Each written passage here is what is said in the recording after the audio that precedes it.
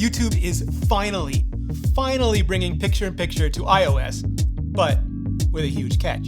Picture-in-picture, or the ability to float a video window over on top of any other screen, has been available on the iPhone for almost a year already, and on the iPad going on 6 years now.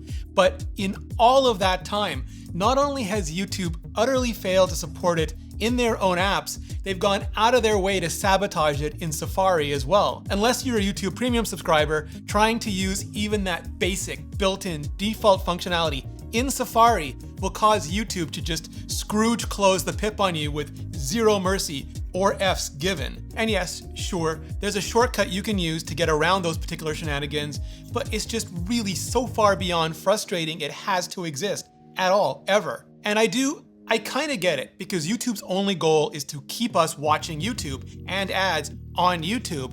So maybe they felt PiP was good for users, but not good for them. Who knows? Either way.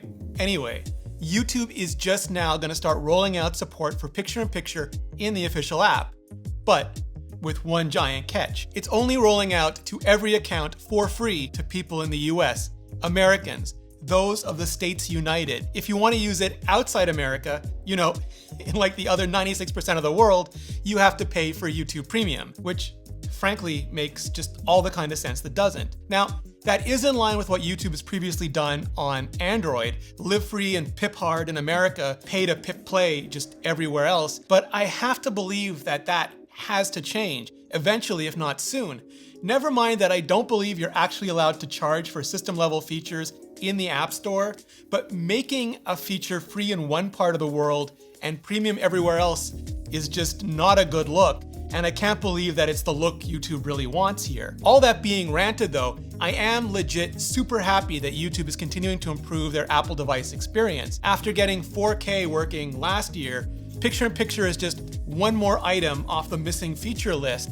And now that we're approaching real Android parity, maybe we can hope for more general fixes, like notifications, where if you subscribe but don't hit the bell, you'll only occasionally get those notifications, and sometimes days later. Or if you hit the bell and do choose deliberately always, but don't get prompted to turn on the OS level notifications for the YouTube app, you still just get nothing and more nothing. And that's why we all get so many complaints about missing notifications so always. Also adding things like app mentions to live stream chats on mobile like there are on desktop, because so many of us are just watching on mobile these days. But my list just goes on and on and on. So let me ask you, what do you think about the new PiP Normal, and what else would you like to see in the YouTube app? And I'll see you in the next video.